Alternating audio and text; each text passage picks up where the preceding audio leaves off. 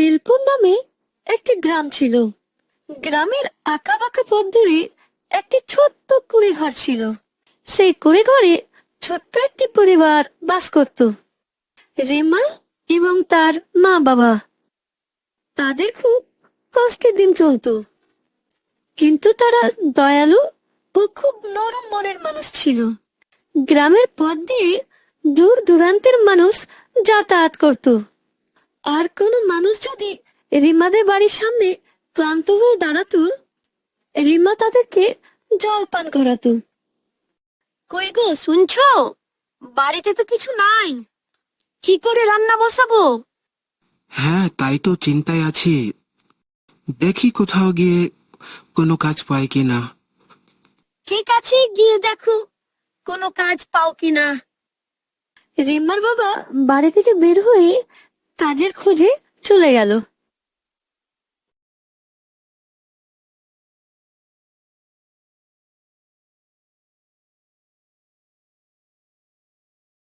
আর রিমা তার মাকে বলতে লাগলো, মা মা, আজকে কি আমরা না খেয়ে থাকবো? না মা, বাবা গেছে তো খাবার আনতে, একটু সহ্য করে থাক। তখনই রাস্তা দিয়ে একটা বৃদ্ধা মহিলা আসছিল। এসে রিমাদের বাড়ির সামনে হাঁপাতে লাগলো। তখন রিমা বাড়ি থেকে বের হয়ে তার কাছে এলো। কোথায় যাচ্ছ দিদা? তোমার কি জল তেষ্টা পেয়েছে? হ্যাঁ মা। রিমা গ্লাসে করে জল নিয়ে এলো এবং বুড়িমাকে দিল। এই নাও জল বুড়িমা। আমাদের বাড়িতে না জল ছাড়া কিছুই খাবার নেই। বুড়িমা জলটা খেয়ে নিল। কিন্তু না মা, তোমাকে দেওয়ার মতো কোনো খাবার নেই আমার কাছে। তবে এই কলমটা রাখ, তোদের খুব কাজে আসবে। এটা নরম মনের মানুষের জন্য। ধন্যবাদ বুড়িমা। রিমা খুশি হয়ে কলমটা নিয়ে ঘরে ঢুকে গেল এবং তার মাকে গিয়ে দেখাতে লাগলো। মা দেখো, কলমটা আমাকে একটা বুড়িমা দিল আর বলল এটা নরম মনের মানুষের জন্য। এই বলে রিমা বারান্দায় খাতা আর ওই কলমটা নিয়ে চলে গেল। তার কিছুক্ষণ পর রিমার বাবা খালি হাতে বাড়ি ফিরে এলো। সাথে কিছু নিয়ে আসোনি? বলেছিলাম তো বাড়িতে খাবার নেই, কিছু তো নিয়ে আসতে পারতে। রিম্মাকে বুঝিয়ে রেখেছি যে তোর বাবা আসলে খেতে পাবি। কি করবো গো বলো, কোথাও কোনো কাজ পেলাম না, তাই তো খালি হাতে বাড়ি ফিরতে হলো। রিমা বাড়িতে ঢুকে তার মাকে বলতে লাগলো, মা খাবার দাও।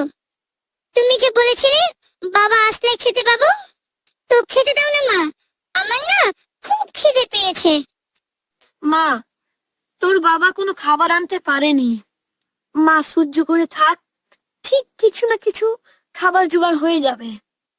রিমা কাঁদতে কাঁদতে আবার বারান্দায় চলে গেল আর খাতা কলম নিয়ে কি সব লিখতে লাগলো আর গোল গোল জিলাপির মতো ছবি আঁকতে লাগলো। এরকম গোল গোল যদি জিলাপি পেতাম, তাহলে খেয়ে আমার খিদেটা মিটে যেত। কথাটা বলতেই রিমার পাশে থালা ভর্তি জিলাপি চলে এলো।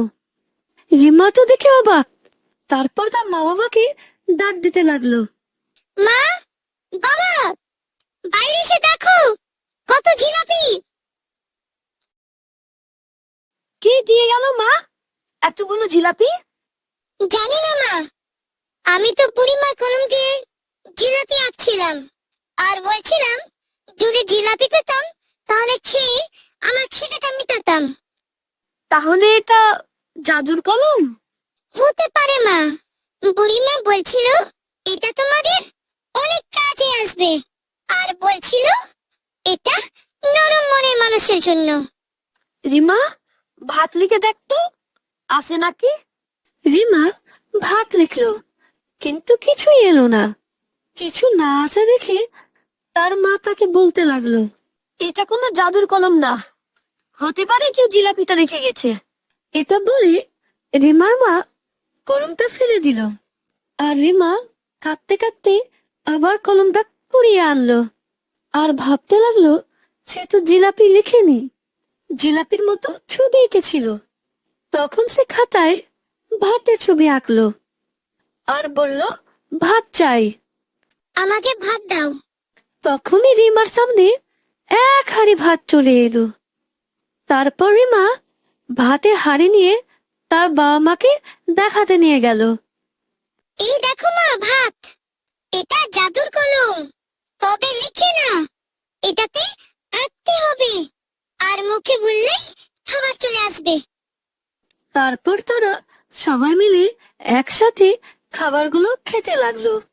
এরপর থেকে রিমা এভাবেই জাদুর কলম দিয়ে খাবার আনতো, আর এভাবেই ক্লান্ত পথিকদের রিমা জলের সাথে সাথে খাবারও দিত। এইভাবেই চলতে লাগলো তাদের জীবন।